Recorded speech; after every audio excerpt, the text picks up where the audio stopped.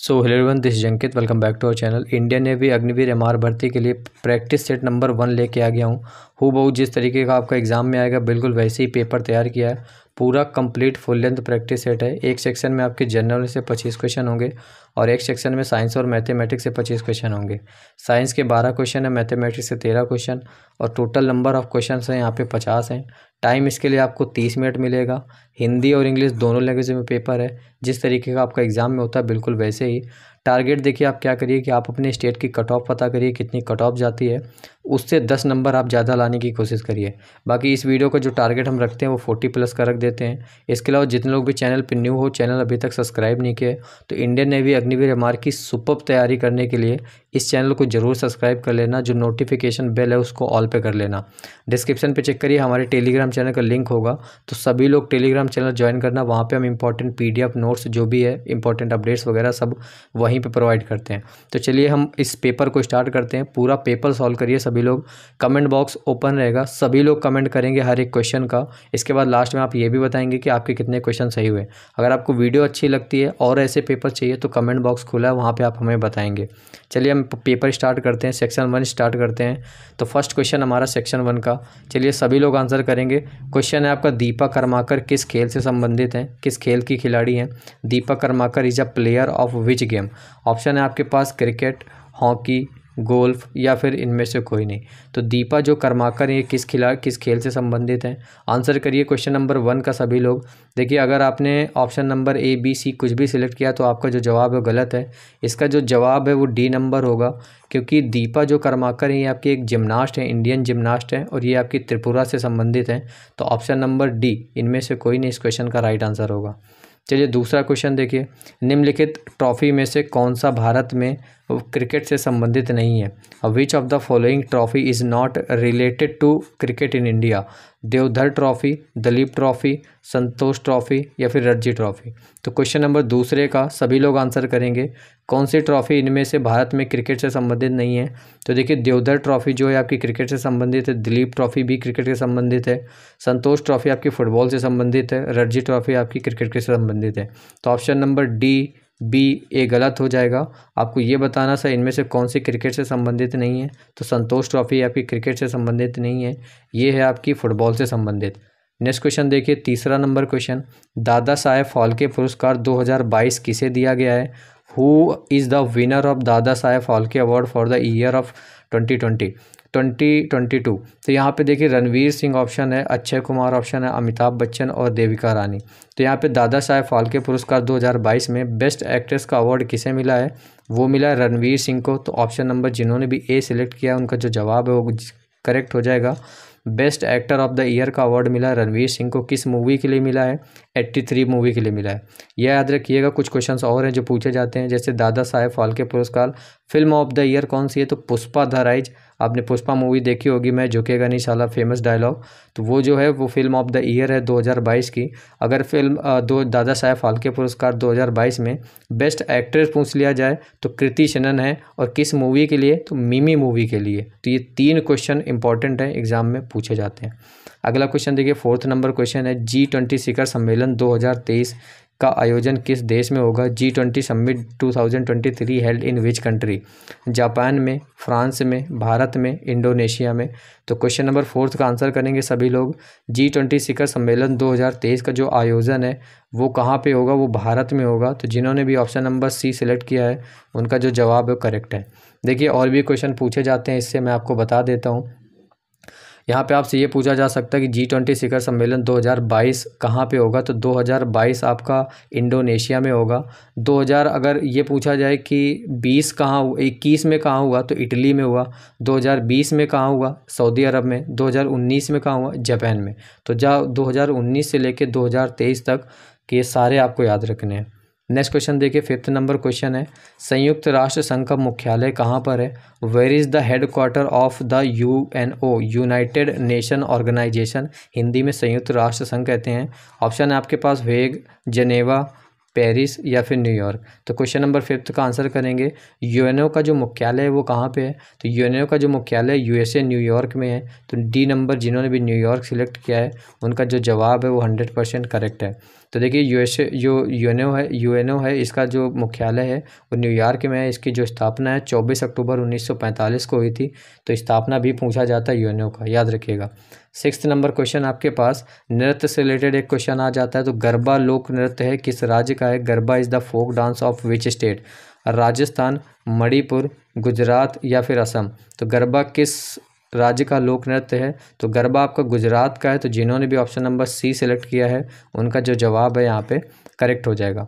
याद रखिएगा option number 1 Ghoomar, Ghoomar जो है ये आपका राजस्थान का एक प्रमुख नृत्य है। तो ये भी एग्जाम में एक बार पूछा गया था।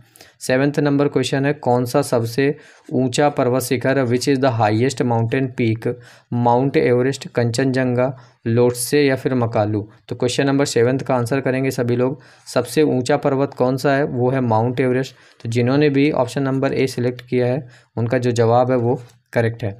8 नंबर क्वेश्चन देखेंगे यहाँ पे कथकली कहाँ का प्रसिद्ध नृत्य है, Kathakali is a famous dance of which state, Andhra Pradesh, Kerala, Madhya Pradesh या फिर तमिलनाडु। इंपॉर्टेंट क्वेश्चन है, 8 नंबर आंसर करिए सभी लोग। तो कथकली आपका कहाँ का प्रमुख नृत्य है, जिन्होंने भी ऑप्शन नंबर बी सिलेक्ट किया कि ये केरल का प्रमुख नृत्य है तो उनका जो जवाब है वो करेक्ट है। आंध्र प्रदेश का प्रमुख नृत्य यहाँ पे कुचिपुड़ी है और तमिलनाडु का जो प्रमुख नृत्य भरतनाट्यम है। तो ये भी दोनों एग्जाम में पूछे गए हैं, याद रखिएगा। 9 नंबर क्वेश्चन देखिए शांति स्वरूप भटनागर पुरस्कार किस क्षेत्र में से संबंधित है, Shanti Swarup Bhatnagar award is given in which field. तो किस क्षेत्र में दिया जाता है, खेल के क्षेत्र में, समाज सेवा के क्षेत्र में, विज्ञान के क्षेत्र में, साहित्य के क्षेत्र में। तो क्वेश्चन नंबर 9 का आंसर करेंगे सभी लोग। शांति स्वरूप भटनागर ये पुरस्कार है, ये आपका दिया जाता है साइंस के क्षेत्र में, विज्ञान के क्षेत्र में। तो ऑप्शन नंबर जो सी है इस क्वेश्चन का राइट आंसर हो जाएगा। इसकी जो देखिए आपसे पूछा जा सकता है कि शांति स्वरूप भटनागर पुरस्कार की शुरुआत कब हुई, तो इसकी जो शुरुआत हुई थी वो हुई थी 1957 में, लेकिन पहला जो पुरस्कार है वो दिया गया था 1958 में। तो दोनों क्वेश्चन इस तरीके से पूछा जाता है कि शुरुआत कब हुई और पहला कब दिया गया। तो पहला आपको 1958 में दिया गया, शुरुआत लेकिन 1957 में इसकी स्थापना हो गई थी। 10th नंबर क्वेश्चन देखिए भारत के राष्ट्रीय ध्वज में कितनी तीलियां होती है, how many spokes are there in the wheel of national flag. तो 10th का आंसर करेंगे सभी लोग, राष्ट्रीय ध्वज में कितनी तीलियां होती हैं, लगभग सभी को पता होगा, बी नंबर राइट आंसर हो जाएगा, 24 तीलियां होती हैं। 11th नंबर क्वेश्चन है अंतर्राष्ट्रीय साक्षरता दिवस कब मनाया जाता है, when is the international literacy day observed. प्रत्येक वर्ष 8 अक्टूबर को, 5 सितंबर को, 8 अगस्त को या फिर 8 सितंबर को। तो क्वेश्चन नंबर 11th का आंसर करेंगे सभी लोग, साक्षरता दिवस कब मनाया जाता है। तो देखिए प्रत्येक वर्ष 8 सितंबर को साक्षरता दिवस मनाया जाता है। तो ऑप्शन नंबर जो डी है जिन्होंने भी सिलेक्ट किया है उनका जो जवाब है वो करेक्ट हो जाएगा। नेक्स्ट क्वेश्चन देखिए यहाँ पे 12th नंबर है, राज्यसभा को भंग करने का अधिकार किसे प्राप्त है, who is authorised to dissolve the state council. करवाया था संविधान वाले वीडियो में, तो आप इसका आंसर बताइए, राष्ट्रपति, उपराष्ट्रपति, सर्वोच्च न्यायालय या फिर इनमें से कोई नहीं। तो राज्यसभा को भंग करने का जो अधिकार है वो किसी को भी नहीं है। तो ऑप्शन नंबर जो डी है उपरोक्त में से कोई नहीं, इस क्वेश्चन का राइट आंसर हो जाएगा। संविधान वाली 2 वीडियोस दी थी उसमें करवाया था, याद होगा आप सभी को। 13th नंबर क्वेश्चन है फूलों की घाटी स्थित है, valley of flower is situated इन, कहाँ स्थित है, केरल में, जम्मू कश्मीर में, उत्तराखंड में, हिमाचल प्रदेश में। तो क्वेश्चन नंबर 13 का सभी लोग आंसर करेंगे, फूलों की जो घाटी है वो कहाँ पर स्थित है। तो देखिए उत्तराखंड में गढ़वाल क्षेत्र के चमोली ज़िले में एक राष्ट्रीय उद्यान है जिसे फूलों की घाटी कहते हैं। ये जो खूबसूरत घाटी है इसे विश्व धरोहर में भी स्थित है। तो कहाँ पे इसका ऑप्शन कौन सा सही हो जाएगा, जल्दी से बताइए सभी लोग। सी नंबर उत्तराखंड, जिन्होंने भी सेलेक्ट किया था उनका जवाब करेक्ट हो जाएगा। नेक्स्ट क्वेश्चन देखिए 14th नंबर, चिल्का झील से रिलेटेड क्वेश्चन है कि किस राज्य में स्थित है, Chilika lake is situated in which state, Rajasthan में, आंध्र प्रदेश में, ओडिशा में या फिर तमिलनाडु में। तो क्वेश्चन नंबर 15 का आंसर करिए, चिल्का झील आपकी किस राज्य में स्थित है, चिल्का झील आपकी ओडिशा में स्थित है। तो ऑप्शन नंबर सी जिन्होंने भी सिलेक्ट किया है उनका जो जवाब है वो करेक्ट है। 15th नंबर क्वेश्चन देखिए भारत के पहले उपराष्ट्रपति कौन है, who was the first vice president of India Bharat के पहले उपराष्ट्रपति कौन थे? डॉक्टर राजेंद्र प्रसाद, सर्वपल्ली राधाकृष्णन जी, पंडित जवाहरलाल नेहरू जी या फिर ज्ञानी जैल सिंह जी। तो भारत के पहले उपराष्ट्रपति 15 का आंसर करिए। सभी लोग आंसर करेंगे। राइट आंसर जिन्होंने भी बी सिलेक्ट किया कि डॉक्टर सर्वपल्ली राधाकृष्णन ये भारत के पहले उपराष्ट्रपति थे, तो उनका जो जवाब है वो करेक्ट है, बी नंबर। देखिए यहाँ पे जो राजेंद्र प्रसाद ऑप्शन ये भारत के पहले राष्ट्रपति थे। तीसरा ऑप्शन जो है पंडित जवाहरलाल नेहरू, ये भारत के पहले प्रधानमंत्री थे। जो ज्ञानी जैल सिंह थे ये भी भारत के जो राष्ट्रपति हैं वो रह चुके हैं। 16 नंबर क्वेश्चन देखिए, भारतीय रिजर्व बैंक का मुख्यालय कहाँ है? The head quarters of reserve bank of India is located in. नई दिल्ली में, मुंबई में, हैदराबाद में, चंडीगढ़ में। 16 का आंसर करेंगे सभी लोग। आरबीआई का मुख्यालय पूछा गया और ये इंपॉर्टेंट है, पूछा जा सकता है। तो देखिए आरबीआई की जो स्थापना हुई थी वो 1 अप्रैल 1935 को हुई थी और उस समय जो इसका मुख्यालय था वो कोलकाता था, लेकिन अब इसका जो मुख्यालय वो बदल के मुंबई कर दिया गया है। तो इसलिए क्वेश्चन इंपॉर्टेंट है। बी नंबर जिन्होंने भी सिलेक्ट किया था उनका जो जवाब है यहाँ पे करेक्ट हो जाएगा। इसकी स्थापना भी पूछ लिया जाता है, तो याद रखिएगा कब हुई थी, 1 अप्रैल 1935 को। नेक्स्ट क्वेश्चन देखिए, 17 नंबर क्वेश्चन, भारतीय राष्ट्रीय कांग्रेस की स्थापना कब हुई थी? When was Indian national Congress formed? तो भारतीय राष्ट्रीय कांग्रेस की स्थापना 1880 में, 1885 में, 1900 में या फिर 1985 में। तो भारतीय राष्ट्रीय कांग्रेस की स्थापना सभी लोग आंसर करेंगे, ये हुई थी 1885 ईस्वी में। तो जिन्होंने भी ऑप्शन नंबर बी सेलेक्ट किया है उनका जो जवाब है करेक्ट हो जाएगा। भारतीय राष्ट्रीय कांग्रेस की स्थापना 1885 ईस्वी में मुंबई में हुई थी। भारतीय राष्ट्रीय कांग्रेस के पहले अध्यक्ष पूछा जाता है तो WC बनर्जी ये भारतीय राष्ट्रीय कांग्रेस के पहले अध्यक्ष थे। 18 नंबर क्वेश्चन देखिए, गेटवे ऑफ इंडिया पूछा जाता है। Gateway of India is located in. तो मुंबई में, नई दिल्ली में, हैदराबाद में, वाराणसी में। अगर आपने ऑप्शन नंबर बी सेलेक्ट किया तो आपका जो जवाब है गलत है। क्वेश्चन नंबर 18 का जो राइट आंसर होगा ए होगा। गेटवे ऑफ इंडिया आपका मुंबई में है और अगर कहें इंडिया गेट की बात करें तो वो आपका नई दिल्ली में है। ठीक है। 19 नंबर क्वेश्चन देखिए, कवारत्ती किसकी राजधानी है? Kavaratti is the capital of Lakshadweep, दमन व द्वीप, नागालैंड या फिर सिक्किम। तो 19 का सभी लोग आंसर करेंगे। राजधानी जरूर आती है आपके एग्जाम में, फिक्स है कि एक राजधानी आएगी, देश की आएगी या फिर किसी राज्य की पूछी जा सकती है, केंद्र शासित प्रदेश की। तो कवरत्ती लक्षद्वीप केंद्र शासित प्रदेश की राजधानी है, तो ए नंबर इस क्वेश्चन का राइट आंसर हो जाएगा। 20 नंबर क्वेश्चन है, इसरो फुल फॉर्म 110% है कि आपके एग्जाम में आएगा। दो फुल फॉर्म आते हैं SSR में, MR में भी कभी कभी 2 फुल फॉर्म आ जाते हैं। तो यहाँ पे मैंने इस पेपर में एक ही फुल फॉर्म रखा है, what is the full form of ISRO? तो Indian space research organisation, Indian special research organisation. बाकी सारे आप ऑप्शन पढ़ लीजिए, मैं सही आंसर आपको बता देता हूँ। जिन्होंने भी ऑप्शन ए नंबर सेलेक्ट किया है कि Indian space research organisation ISRO का फुल फॉर्म होता है, तो उनका जो आंसर है वो सही है। याद रखिएगा, इंपॉर्टेंट क्वेश्चन है। इसरो की स्थापना पूछा जाता है, बेंगलुरु में हुई। इसरो की स्थापना 1969 में हुई। इसका जो मुख्यालय हेड क्वार्टर वो आपका बेंगलुरु में है। तो इसरो का फुल फॉर्म, इसरो की स्थापना और इसरो का जो हेड क्वार्टर है, ये तीनों क्वेश्चन इंपॉर्टेंट है, तीनों मैंने आपको बता दिए हैं। 21 नंबर क्वेश्चन है, टेलीविज़न के आविष्कारक माने जाते हैं। Who is considered to be the inventor of television? So Enrico Fermi, Rutherford, Newton या फिर JL बेयर्ड। क्वेश्चन नंबर 21 का आंसर करेंगे सभी लोग।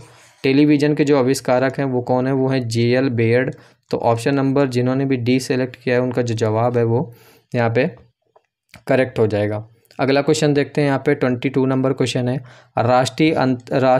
अंतर्राष्ट्रीय महिला दिवस कब मनाया जाता है? When is international women day celebrated?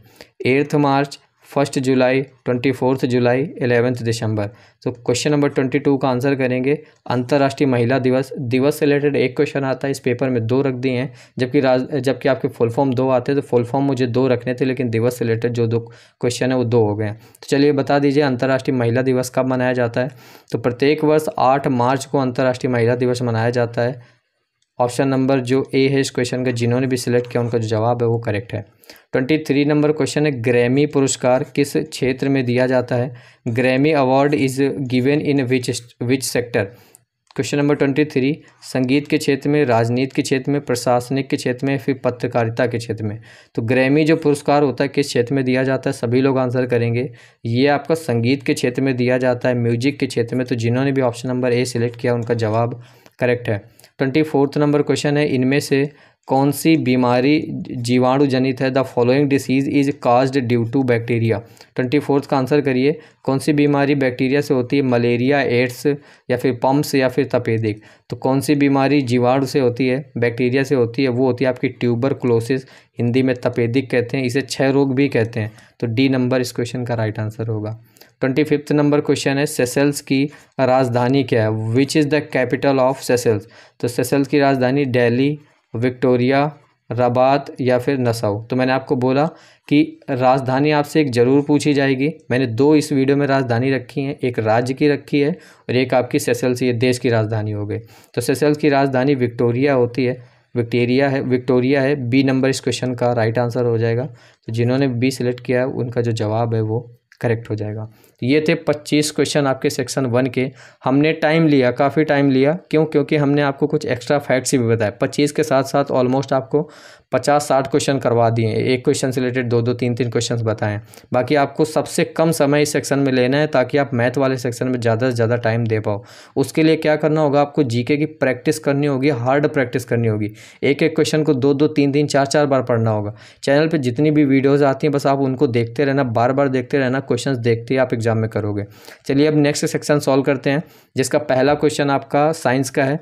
कार्य की इकाई पूछी गई यहाँ पे, the unit of work is. देखिए पहला है इसलिए कुछ आसान क्वेश्चन भी आपको मिलेंगे। Joule, newton, watt, dyne. तो कार्य की जो इकाई है वो क्या होती है? वो जूल होती है। ऑप्शन नंबर ए जिन्होंने भी सिलेक्ट किया उनका जो जवाब है वो करेक्ट है। अब ऐसा नहीं कि ये क्वेश्चन इंपॉर्टेंट नहीं है, ये क्वेश्चन एग्जाम में पूछा गया है लेकिन अब नहीं पूछा जाएगा, मानता हूँ। क्वेश्चन नंबर 27 है, गुरुत्वाकर्षण के नियम के खोजकर्ता थे। Who was the inventor of gravitational law?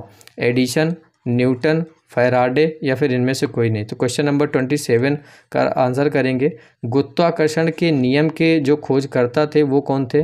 वो न्यूटन थे। तो ऑप्शन नंबर बी इस क्वेश्चन का राइट आंसर हो जाएगा। नेक्स्ट क्वेश्चन देखिए, 28 नंबर क्वेश्चन है, रॉकेट किस संरक्षण के सिद्धांत पर कार्य करता है? Rocket works on the principle of conservation, mass, energy, momentum या फिर नन ऑफ दिस। अभी करवाया था आपको ये क्वेश्चन, तो बताइए सभी लोग किस संरक्षण के सिद्धांत पर? संवेग के संरक्षण सिद्धांत पर। सी नंबर राइट आंसर हो जाएगा इसका। जिन्होंने भी सी सिलेक्ट किया जवाब करेक्ट है। 29 नंबर क्वेश्चन देखिए, मनुष्य के शरीर का जो भार होता है, the weight of human body is. पृथ्वी की सतह पर प्रत्येक बूंद पर एक समान होता है, गलत है। ध्रुवों पर अधिकतम होता है, सही है। भूमध्य रेखा पर अधिकतम होता है, गलत है। मैदानी भागों की अपेक्षा पहाड़ों पर अधिक, गलत है। तो the weight of human body ध्रुवों पर अधिकतम होता है, क्योंकि ध्रुवों पर जो जी की वैल्यू होती है, स्मॉल जी की वैल्यू होती है, वो अधिकतम होती है। तो भार क्या होता है? भार W बराबर mg होता है। तो जी की वैल्यू अगर अधिक होगी तो जो भार है वो भी आपकी अधिक होगी, अधिकतम होगी। तो बी नंबर जिन्होंने भी सिलेक्ट किया उसका जो जवाब है करेक्ट है। 30 नंबर क्वेश्चन है, तैरने का नियम जो है, तैरने के जो नियम है इसकी खोज किसने करी थी? The law of flotation was invented by Newton, Wright brothers, Galileo या फिर आर्किमिडीज। तो क्वेश्चन नंबर 30 का आंसर करेंगे सभी लोग। तैरने का जो नियम है, लॉ ऑफ फ्लोटिंग जो है, इसकी जो खोज है वो करी थी आर्किमिडीज ने। तो ऑप्शन नंबर जो डी है इस क्वेश्चन का राइट आंसर हो जाएगा। नेक्स्ट क्वेश्चन देखिए, यहाँ पे 31 नंबर क्वेश्चन है, लिखा है एल में न्यूट्रॉनों की संख्या क्या होती है? The number of neutrons in L. तो देखिए एल लिखा हुआ है, यहाँ पे 13 लिखा हुआ है, यहाँ पे 27 लिखा हुआ है। क्वेश्चन नंबर 31 का आंसर करिए। देखिए जो 13 लिखा है ये आपका एटॉमिक नंबर है और जो 27 लिखा है ये आपका एटॉमिक मास है। अब आपसे नंबर ऑफ न्यूट्रॉन्स पूछा जा रहा है, तो जब भी आपसे ऐसे पूछा जाए नंबर ऑफ न्यूट्रॉन्स, तो वहाँ पे आप क्या करोगे, जो आपका एटॉमिक मास होगा उसमें आपका एटॉमिक नंबर घटा दिया जाता है। तो जो संख्या आती है वही आपका न्यूट्रॉनों की संख्या होती है। तो इसलिए इस क्वेश्चन का जो आंसर है वो सी नंबर हो जाएगा।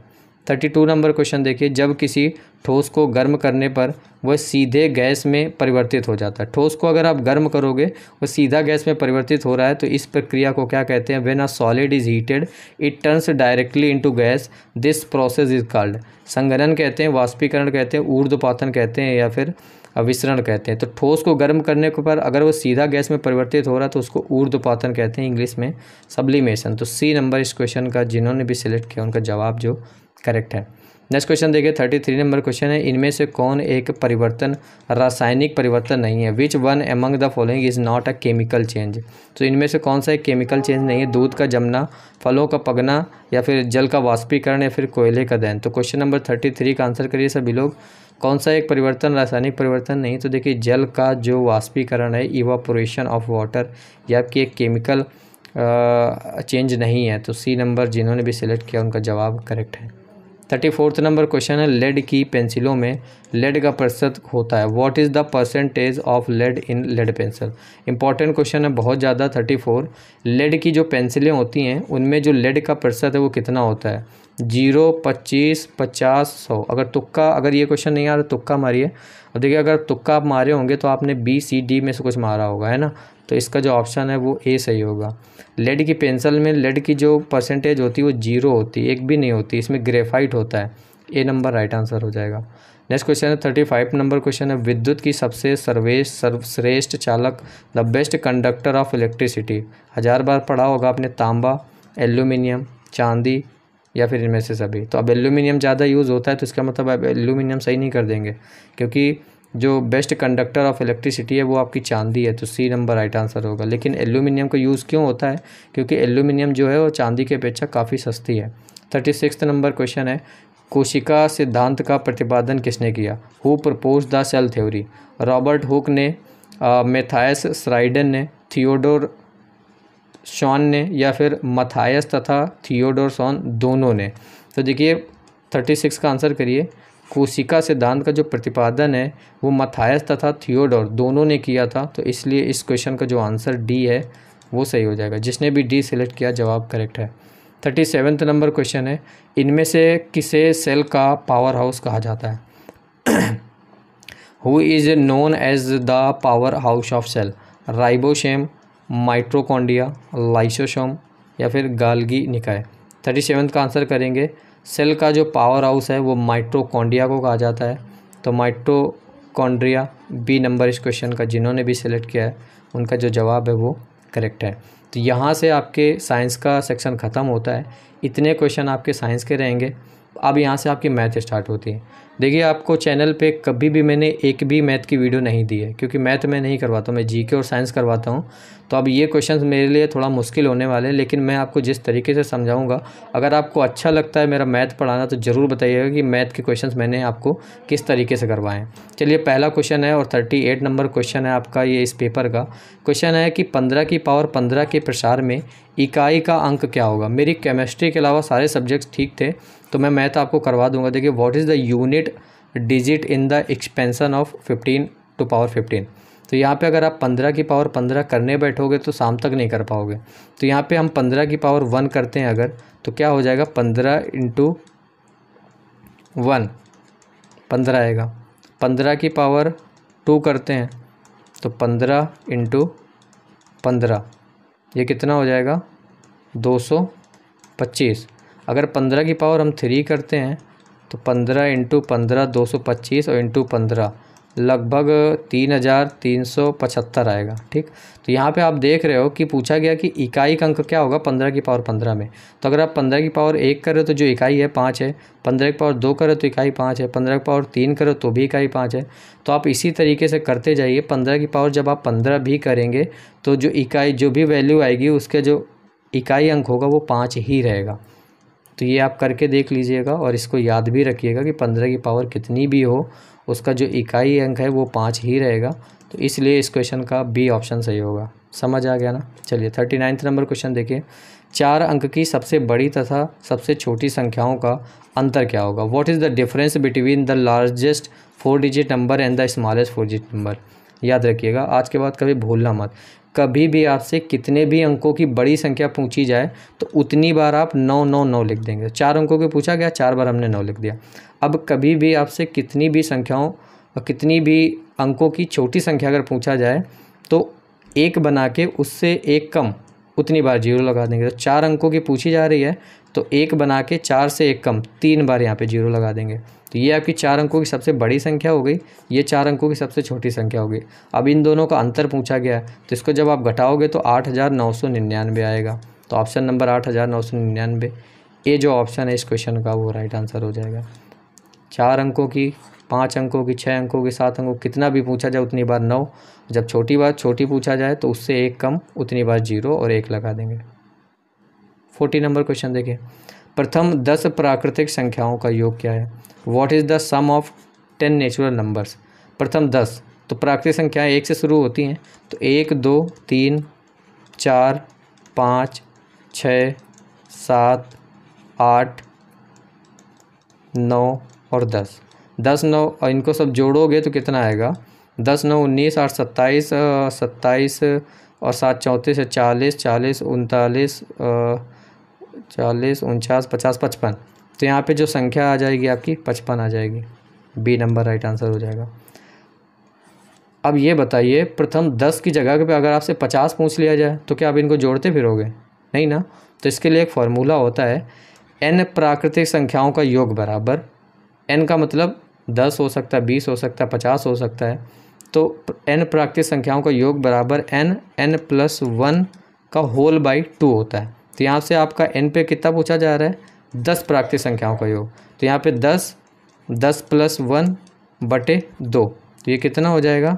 10 और इंटू में 10 प्लस 1 11 बटे 2, 2 से इसको कट करो, कितना बचा ऊपर? 11 पचे 55, कितना आ गया? 55। पहले भी कितना आया था? 55। तो 10 की है, 5 का है, तो आप जोड़ के कर दोगे, लेकिन बड़ी संख्या पूछा जाए 20 30 50 100 प्राकृतिक संख्याएँ 90 75 ऐसे, तो फिर आप ये फार्मूला यूज़ करेंगे। क्लियर? इस क्वेश्चन का आंसर बी कैसे है मैंने आपको 2 तरीके बता दिए। 41 नंबर क्वेश्चन देखिए, क्वेश्चन है 10.3 का होल क्यूब माइनस 9.3 का होल क्यूब। अब डिवाइड बाई है, नीचे लिखा है 10.3 का होल स्क्वायर, 10.3 इंटू 9.3 और 9.3 का होल स्क्वायर। तो ये इस तरीके से लिखा है, टाइम लगेगा इस क्वेश्चन में, तो मैं इसको अच्छे से समझाता हूँ। ऐसे लिखा है माइनस 9.3 का होल क्यूब, क्लियर? अपॉन में लिखा है 10.3 इंटू 9.3 प्लस 9. यहाँ पे लिखा है 10.3 का होल स्क्वायर, 10.3 का whole square plus 10.3 into 9.3 plus 9.3 का होल स्क्वायर, ये लिखा है। अब यहाँ पे देखिएगा कि ये इसको ए समझो, इसको बी समझो, तो क्या लिखा है? ए माइनस बी का होल क्यूब, तो A cube minus B cube लिखा है, ये A cube minus B cube लिखा है ऐसे।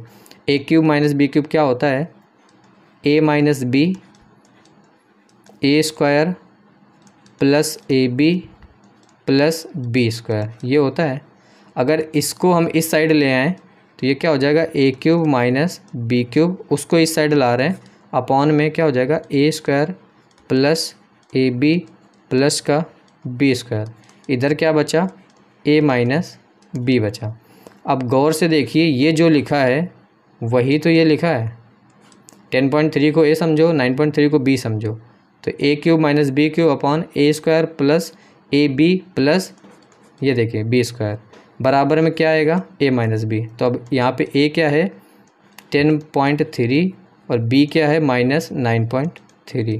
तो 10.3 माइनस 9.3 कितना आ जाएगा? 1। इस तरीके से सॉल्व होगा। सी नंबर इसका राइट आंसर होगा। 42 नंबर क्वेश्चन देखिए, लिखा है 11 सही 1/2 माइनस 1/2 का होल स्क्वायर। ऐसे लिखा है 11 सही 1/2 माइनस 1/2 का होल स्क्वायर। अब 11 सही 1/2 का मतलब क्या है? 11 प्लस आधा, यही तो लिखा है। तो 11 हम ऐसे कर देते, 11 प्लस हाफ आधा, और ये आधा इसमें घटा देते हैं, ये लिखा हुआ है, ठीक। होल स्क्वायर लगा देते हैं। अब ये देखिए प्लस का आधा और माइनस का आधा, ये प्लस का है, ये माइनस का, कट जाएगा। क्या बचा आपका? 11 बचा। तो 11 का स्क्वायर कितना होता है? 121। सी नंबर राइट आंसर हो जाएगा। क्लियर? 43 नंबर क्वेश्चन देखिए, 43 में लिखा √2 प्लस √2 प्लस √2 प्लस √2, ये लिखा हुआ है, का मान आपको बताना है।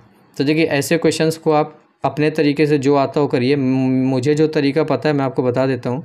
इनमें चिन्ह देखा जाता है, अगर चिन्ह समान है तो जो भी ये संख्या दी है इसके आप फैक्टर करेंगे। फैक्टर ऐसे करेंगे कि दोनों का गुणा करें तो वही संख्या है, लेकिन घटाएं तो एक है, तो इसके जो फैक्टर है 2, 1 हो जाएंगे। अगर इनको आपस में घटाओगे तो 1 आएगा, और आपस में अगर गुणा करोगे तो 2 आएगा। अब इसमें से जो बड़ी संख्या होती है वही उसका आंसर हो जाता है, तो 2 इसका आंसर हो जाएगा। सी नंबर इस क्वेश्चन का राइट आंसर होगा।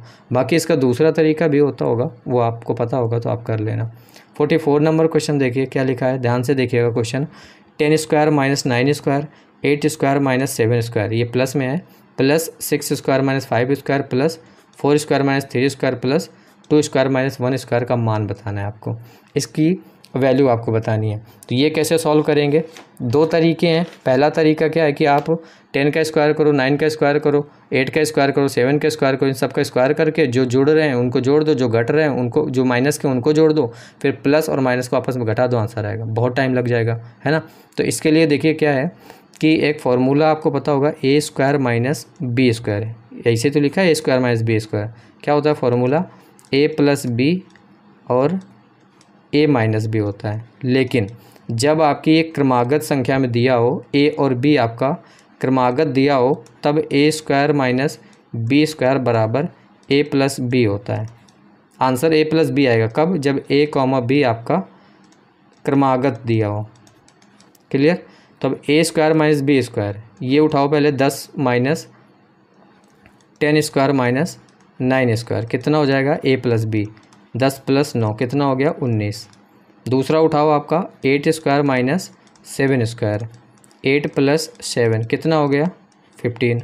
तीसरा उठाओ 6 स्क्वायर माइनस 5 स्क्वायर, 6 प्लस 5 कितना हो गया 11।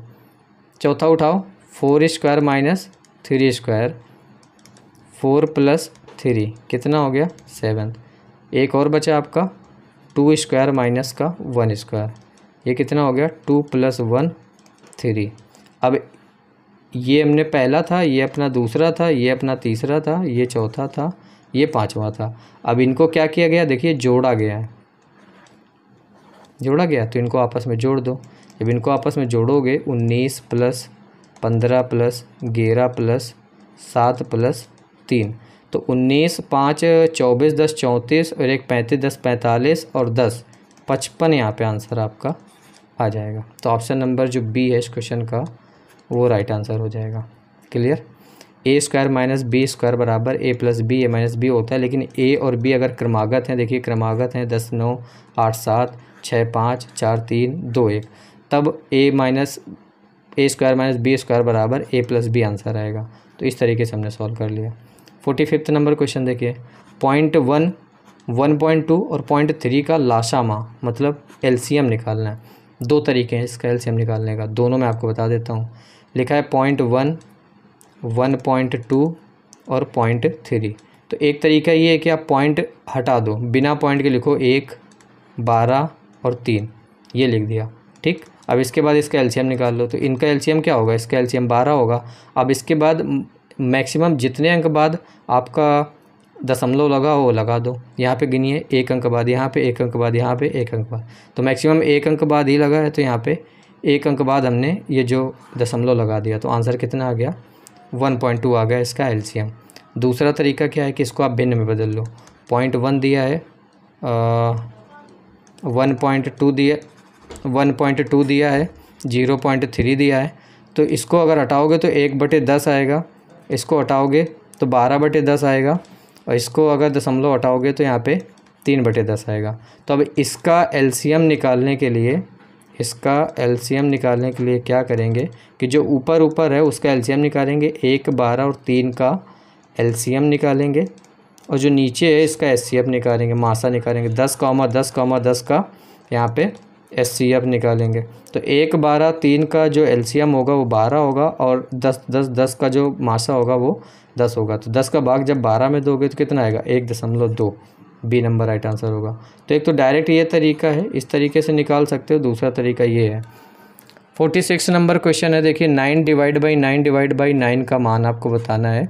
तो ये 9 डिवाइड बाई 9 ये इस तरीके से लिख लो आप, 9 डिवाइड बाई 9 बटे में एक और कर लो। तो इसका गुणा किया जाता है, इसका गुणा किया जाता है। बाहर का जो गुणा किया जाता है वो पहले लिखा जाता है, ये वाला पहले लिखा जाएगा। तो पहले ये लिखा जाएगा, तो कितना होगा 9 × 1, फिर अंदर का गुणा करो, उसको नीचे रखेंगे, तो 9 × 9, तो एक 9 से एक 9 कट गया, तो कितना आ जाएगा 1/9। क्लियर, 1/9 यहाँ पे सी आंसर हो जाएगा। 47 नंबर क्वेश्चन है, 0.03 का मान प्रतिशत में आपको बताना है what is the percentage of 0.03। अब ये देखिए कैसे करेंगे। तो 0.03 है, ठीक है, तो इसको अगर प्रतिशत में करना है तो सिंपल है, इसमें आपको 100 से गुणा कर देना है इसमें। तो 0.03 गुणते 100 और इसमें आपको परसेंटेज लगा देना है। 100 से गुणा करोगे तो ये जो दशमलव दिख रहा है आपको, ये 2 अंक उधर चला जाएगा, तो 3.00% मतलब 3% आ जाएगा। सी नंबर राइट आंसर हो जाएगा। क्लियर। 48 नंबर क्वेश्चन देखिए, किसी वस्तु का क्रय मूल्य 500 रुपये है, यदि उस वस्तु को 550 रुपये में बेचने पर कितने प्रतिशत का लाभ होता है। Cost price of an article is 500, if selling price of that article is 550, then what will be the profit percent. तो किसी वस्तु का जो क्रय मूल्य है वो कितना है, 500 रुपये। क्लियर। उसका जो विक्रय मूल्य है वो कितना है, 550 रुपये।